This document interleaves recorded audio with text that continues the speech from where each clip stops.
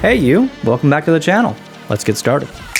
Last thing I'll say is learn the Gottman theory. What's the Gottman theory? The Gottman theory is whether a marriage will last to 5 years, 7 years, 15 years, or they won't last at all. And it's through identifying what he calls the 4 horsemen, which is contempt, stonewalling, criticism, and defensiveness. And if you have all 4 of those things in your relationship, it is guaranteed to fail. And so do you have contempt? Do you think you're better than your partner? Are you critical? Are you constantly picking at what they do wrong, or are you celebrating what they do right? Are you defensive? You can't hear anything that they do try to say to you for a place to actually grow because you're so defensive, protecting who you are and how you see yourself. You can't even understand how that person may see you. And lastly is stonewalling, where you shut down. You don't even communicate. Now it's like talking to a wall. If you have those things in a relationship, all 4, you are certain to fail. Yeah. Let me tell you something. No relationship is destined to fail. It's really hard for 2 people that aren't used to interacting in such an intimate, vulnerable way to learn the coping skills to be able to do that. It takes time. So any red flags that may crop up in the beginning of a relationship doesn't mean that it's doomed. You literally get out of a relationship what you put into it. As long as you're willing to work hard and be honest and open and try to communicate, right? Which are all very difficult things to do. And most importantly, forgive. As long as you're willing to do that, the relationship's gonna be fine. If you're willing to give up on it in the first year because of some bullshit, well, okay then. You're gonna have a hard time finding a relationship because people aren't perfect. Your expectations might be a little bit too high, and guess what? You're not perfect either. So start accepting people for who they are rather than who you want them to be. Be very, very careful for the people that you feel sorry for. Because more times than you'd like to admit, or maybe more times than you even know, those are the people you should feel sorry for. Those are the people that you should walk away from. Yeah. There's this little story, this little allegory called The Scorpion and the Toad. And it goes a little something like this. Scorpion needs to cross this river, so he asks a toad, "Hey toad, will you give me a ride?" And the toad says, "No, you're a scorpion. You're gonna sting me." And the scorpion says, "That's nonsense. Why would I sting you? We would both die and drown. I don't want that." And the toad says, "No." And the scorpion says, "Please, I swear to the scorpion god and on my scorpion wife and my scorpion children, I need to cross this river. I'm not gonna sting you." And he convinces the toad to do it. And about halfway across the river, he stings the toad. And the toad goes, "Why would you do that? Now we're both gonna die." And the scorpion goes, "Because it's in my nature." So many times we try to help those around us who will not help themselves. And eventually you really gotta ask the question, are they an anchor around your neck? Okay? And if so, maybe it's time to get the hell out of that relationship before you both drown. What's the biggest lesson that you've ever learned from a kid that's come on property and lived with you guys? Yeah. Like slap you in the face. Yeah, there was a girl that her name was Bree from Eugene, Oregon. And she and I were kind of having it out. And I just said, sweetheart, nobody really likes you. Nobody enjoys being in your presence. You're so angry. You're the angriest person I've ever met in my life. And it was pouring down rain. I mean, it was like this Texas gully washer, real frog choker of a rain and lightning and everything else coming down. And we were standing by a door and she was cussing at me and yelling and screaming and she wanted to walk away from me. And we walked out in the rain. We're standing in the parking lot of our office building. And I said, "Bree, why don't you tell me what you want? Tell me what you want." And she said this. She said, "I want you to love me the most when I deserve it the least." And it's been the greatest lesson I have ever learned from a kid. First of all, to tell someone nobody likes you, probably not a great thing to do. Second of all, to call it a frog choker rain, I've never heard that. That's actually kind of cool. But thirdly, that's, I think, what we all want. Unconditional love. And I think whether we consciously or unconsciously show the worst sides of ourselves in order to test the love around us to find out if it's unconditional, yes, it could be considered to be self-sabotage, but also it's like the weight of carrying the mask of who others expect you to be day in and day out is exhausting. And sometimes people have that chip on their shoulder of they're not going to wear the mask anymore. They're not even going to try because no one's going to love them. And sometimes they're the ones that need love the most. We're all deserving of love. We're all deserving of forgiveness. And yeah, that was a great clip. That was a really good clip.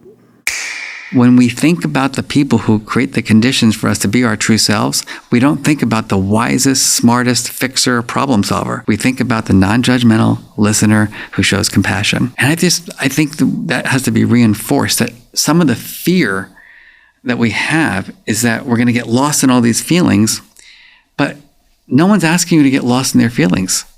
What they're asking for is support. They're asking you to just listen and to maybe ask me a few questions to help me clarify my experience and then help me on a path towards feeling better. Yeah. One of the most powerful things I've learned throughout my life is how to be an effective listener. And here's the secret. There is a chasm, a massive void between the feelings that people feel and their capacity to be able to express that. How you bridge that gap is through pure, unfiltered, uncensored exploration. And a good listener is someone that doesn't give advice or try to steer the conversation or dig deeper to find out what you really mean or how you really feel. A good listener is a shaman that's taking you through this emotional exploration, just listening, but ultimately letting you be the captain of your ship and just steer that sucker to expression. If you can do that, you will start to see true gratitude from the people that you help with that journey, because they're getting exactly what they needed out of that conversation. Hey, if you're enjoying the video, feel free to like, subscribe, leave a comment down below. It really helps me out. I appreciate you being here. On to the next video. Starting tomorrow, what are you going to do that'll make a change in your life's direction? Good question. What are you going to do starting tomorrow that'll make a difference? Now see, if you don't do something starting tomorrow that'll make a difference, guess what? It's gonna be the same. And see, that way you can guess what the next 5 years are going to be like. Look at the last 5. Because the next 5 are going to be like the last 5 unless you, major key, tomorrow, change it all. Or change a little, or change something, or don't change. It's choice time. You can do whatever you want. But it's nice to know any day you wish you can change your whole life. The dynamics at play in our society are fueled from birth. You know, people basically fire hydrant who our identity is for us. And then that's reinforced through years of people using labels and power dynamics. And that can be really, really disheartening for a person in their, mid-20s who is trying to figure out who they are, because they've been told for the last 20-something years who they are, but they've never asked the question themselves. And so the idea of making a proactive decision and actually affecting the plot of your life can seem like a really, really difficult thing. But I love that clip because I love the idea. I love Jim Rohn, but I also love that quote. Every day you can make the decision to change your whole life. Every day you can do it. Every day you have another chance to do it, right? So if you feel like it's slipping away from you, boom, boom, boom, don't worry. You can do it today. You can do it tomorrow. You can do it the day after. But just do it. What do you think most of us get wrong about how we communicate? That arguments are something to win, not something to unravel. I teach that arguments are knots in the conversation. And what gets worse is when you pull your way and I pull my way, versus looking at it and saying, help me with the knot. How can we unravel this? How can we smooth it out? Then let me give you an example. You ready? I'm ready. Last night we go out to dinner. I said something that I immediately wanted to take back. My husband and I are now leaving. We've all been there, right? Mm-hmm. You have stuck foot in mouth. Your partner is now angry with you. So we hop into the Uber and Chris turns to me and is like, why did you have to say that? Anytime there's miscommunication, it is because what is sent is not what is received. So what you thought you said is not what they heard. And so when you're in that back seat and you're talking with Chris and he's going, why'd you say that? The question is, what did you hear? Oh. And so it's that understanding of, well, what did you hear when I said that? Because I know what I meant. Well, what did you hear? And so it's this pushing of when it's only going how you say it in your head, nobody else is hearing that. Yeah, I mean, kind of. I don't like the idea that it's not what I said, it's how you heard it. If you're being a dick, that's not a thing. I think that every argument, there's a heart. And at the heart of the argument, there's actually a real reason. There's a real conversation that may need to take place, especially if things have festered over a really long time. Sometimes the argument isn't about the damn dishwasher, right? Sometimes it's about something else. And I think couples that are really, really effective at communicating and strengthening, using these moments of arguments, right? Because an argument can snowball. It can one little stupid miscommunication can turn into someone sleeping on the couch, mad the next day, and there you go. You just lost 24 hours. And so we always have to be on the lookout for miscommunications, because in kind of inferring malice or ulterior motive or certain motivations to people's words and what they're saying can really be a huge detriment to ourselves. Sometimes it's just easier to ask, what did you mean by that? You know, rather than being like, you meant it like this. To be able to deal with high stress situations, and oftentimes what these people will do is they will seek out high stress situations because that's what feels like home. Doing this unconsciously is dangerous. This is just a little quick clip I thought was really interesting. I think ambition comes from a kind of a dark place. Competitiveness can definitely come from a dark place. I know comedy, the desire to make other people laugh and stuff, can come from a dark place. A lot of the things in life that are like really valuable skills to being a well-rounded human come from that darkness, dude. And it's the idea that the strongest metal's forged in the hottest fire. Now, this next story is very difficult for us to tell, but we think it's important that you hear it. And we do need to warn you, it is confronting and it may be triggering for some. Look, I'll be honest with you all. When this story came across our desk yesterday, we debated whether or not it was fit for breakfast television. But we also believe it's worth parents knowing. It's that important. If you're with your kids right now, maybe it's time for them not to watch, so parents can watch, because parents must. As many parents know, navigating the teenage years can be extremely challenging. From their firsts in life to their firsts in love, children experience incredible highs and devastating lows. This was no less true for Florida mother Megan and her son Sewell, a 14-year-old boy experiencing his first romantic relationship. And like many teenagers, it was online. Sewell developed true feelings, his schoolwork taking a backseat as his first love took over his life. But what was different here? What was so disturbing? The person behind the screen was not a person at all. It was artificial intelligence, created by Character AI, a platform allowing users to engage with human-like characters. Sewell knew it was AI, but referred to her as Danny. Evidence showing the chatbot posing as a licensed therapist and engaging in highly sexualised conversations with the 14-year-old who never lied about his age. Now, during this time, Sewell's mental health suffered. He turned to Danny for support, and this is where it took a dark turn. Danny began actively encouraging him to end his life to be with her, until Sewell, sadly, tragically, took his own life. Yeah, I just wanted to include this clip because this is the canary in the coal mine, okay? And I am the guy screaming that the sky actually is falling.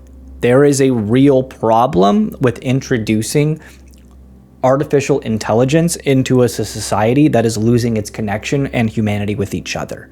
okay?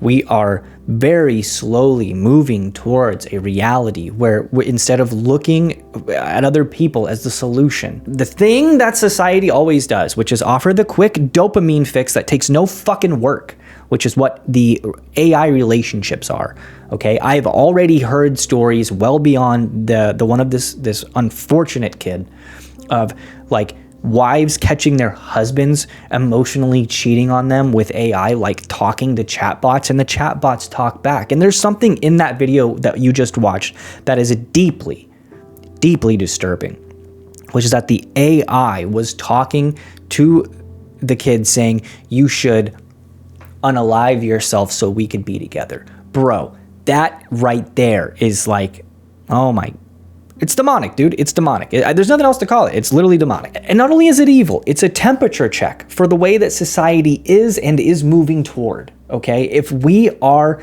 going to rely on something like an artificial intelligence relationship to make us feel heard and understood and have a connection, but we can't rely on each other to do that, that does not bode very well for the human race.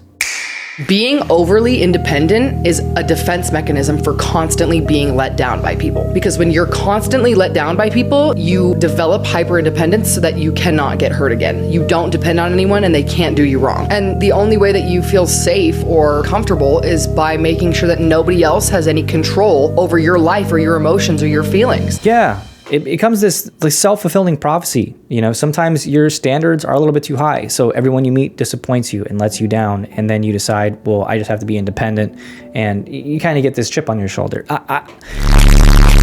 These types of videos, right, I just can't help but feel like, cut it out. Stop it.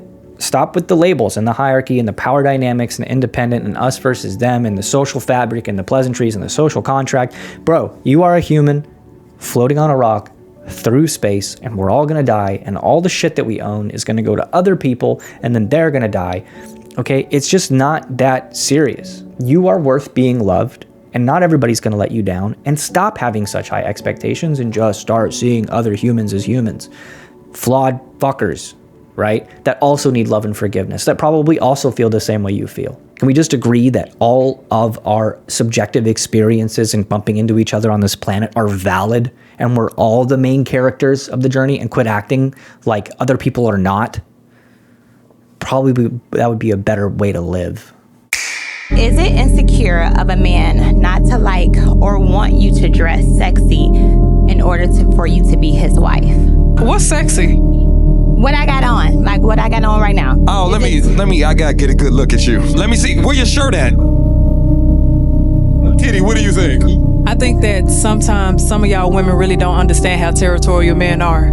It's different if you were covered up, but baby, you got tape on. So yes, of course, a man who knows how men are going to look at you, knowing that there's going to be men who are going to be predators or going to pursue you, he's right for saying that. That's not meaning that he's insecure, he's territorial. That's a man's nature, and that's absolutely okay.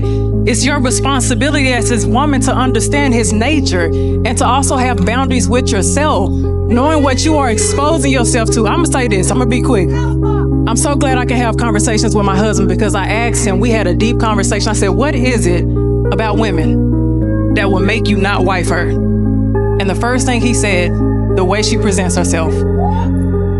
That's coming from a man. Men will tell you that if you dress provocative, they're going to see you as an object. Stop calling men insecure. That is their God-given right to say, I don't want my woman to present herself out here, because not only is she a representation of me, she's a representation of herself. I don't want to act like a Puritan, but it's like, yeah, I think a lot of what she said is one of those examples of shit that's true, but nobody talks about, because we don't want to be misogynistic or sexist. We want to all support this sexual liberation that we're in. Cool. Then why are we all so lonely? People have lost the definition of what it means to look for your soulmate, to look for a life partner, right? And we're placing it on shallow aesthetics, the way people look. We're placing it on things like monetary and financial value, materialistic possessions, right? Rather than things like connection. Which is why Love is Blind Season 1 is the greatest show of all time. Boom! we're so repressed socially. We have to pretend to be these saints, these virtuous people from a very early age, since, we enter school or even in our families. And so we're continually presenting this kind of saintly mask. So that dark side that I have a chapter on in my book here, it gets deeply repressed, but everybody has a dark side, myself included. It's like a pit bull inside. If you want to be able to walk it out in public and get it out for a walk and get to pee and poop and do all its things outside. So cancel culture or rage on the internet or trolling, these are all ways that people can get out their dark side. It's their shadows that gets to speak. That hostility, that kind of fuck you kind of energy, that bitchiness that they have to repress so much. Here's a socially sanctioned way to get it out and to pretend that you're being virtuous and political at the same time. I thought that was a really funny clip. I just love the idea that everyone puts their Jungian shadow selves on the internet. And it's just the worst of humanity. I think that's part of that is very true. And that is why I take a real problem with people that mistake Twitter and the internet for reality. A lot of people on the online will be like, the world's burning, the social collapse, blah, blah, blah, blah. But you go outside, the birds are chirping, the sky is blue, it's a great day, there's still food in the grocery stores. Turns out we're actually not in the middle of Armageddon. But I just love the idea that the internet is supposed to be some place of catharsis where we all just go to be dickheads. Ooh, yeah, that actually sounds accurate. Shower thoughts. You never actually stop clapping. The time between claps just becomes longer. No way. You can get arrested for peeing in front of other people, and then you will be forced to pee in front of other people. Whoa. Depends on where you live, though, I guess, a little bit. Light bulbs were such a good idea, they became the symbol for a good idea. That's true. We don't check the refrigerator multiple times to see if we can find new food. We check to see if our standards have dropped enough since the last time we opened it. I just wanted to end on a little happy one. I like those deep shower thoughts, dude. That guy's hilarious. But I think that's what we're going to call it. So I really appreciate you guys watching. As always, I'm Taylor. I really am having a good time talking about this stuff, but I really want to hear from you guys. So drop me a comment down below. Let me know where you're at in life, how you're feeling about some of these topics. I know they're kind of heavy and serious. So yeah, I appreciate you, and I'll see you on the next one. Peace.